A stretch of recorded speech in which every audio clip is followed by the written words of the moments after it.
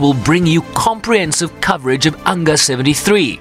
SABC News, impartial and independent.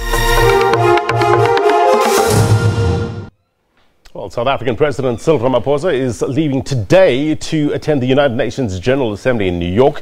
He will be accompanied by a high-powered delegation that includes government officials, business and South African media. Team South Africa will use this trip to interact with business in the US with the aim of wooing investors. Meanwhile, Nigeria's foreign minister, who is already in New York ahead of President Muhammadu Buhari's arrival, says it's difficult to put a timeline on when his country will sign into the Africa Continental Free Trade Agreement, but says they continue to work to get various national sectors and stakeholders on board. President Muhammadu Buhari announced earlier that this year that he would join the agreement, but further domestic consultation has delayed their joining the 49 other countries, including South Africa, that have already signed up to the free trade area. Nigeria continues to drag its feet after President Buhari announced in July that they would in fact sign the Free Trade Pact after initially indicating they would not do so. I asked Nigeria's foreign minister to explain why the continued delay and to provide a timeline for their joining the agreement.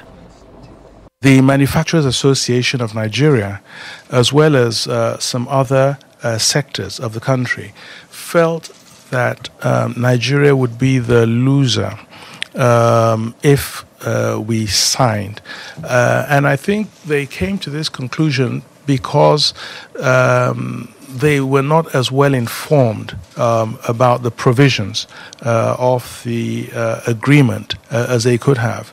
And so Mr. President felt it was unwise to sign when there were these, dissonant voices within the country, and wanted more time to have a more comprehensive consultation process. He explained that they've worked hard to dispel some misconceptions about the agreement, particularly around Nigeria's energy deficit and how that could allow other countries to dump products more cheaply, in addition to assurances around protection for infant industries, among others. His government has since managed to secure the support of the powerful Nigerian Manufacturers Association. They're better informed now, and putting a timeline, specific timeline, it will be difficult for me to, but we are hopeful that, once everybody is on board, that it should not be too long. What's your advice? We also asked him to share words of advice for South Africa after Nigeria's government confirmed it had exited a painful recession earlier this year.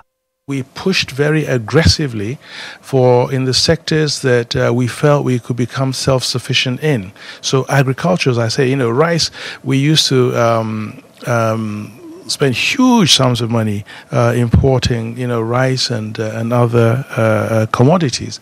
And we cut out on that, invested more in the agricultural sector, and we're seeing a growth there.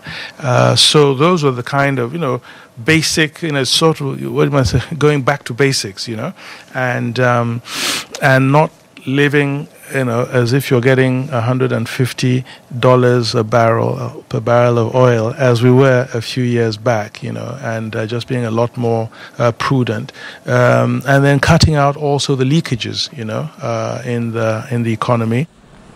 President Buhari will deliver the country's statement at next week's UNGA general debate on Tuesday. Sherwin Brycepease, SABC News, New York.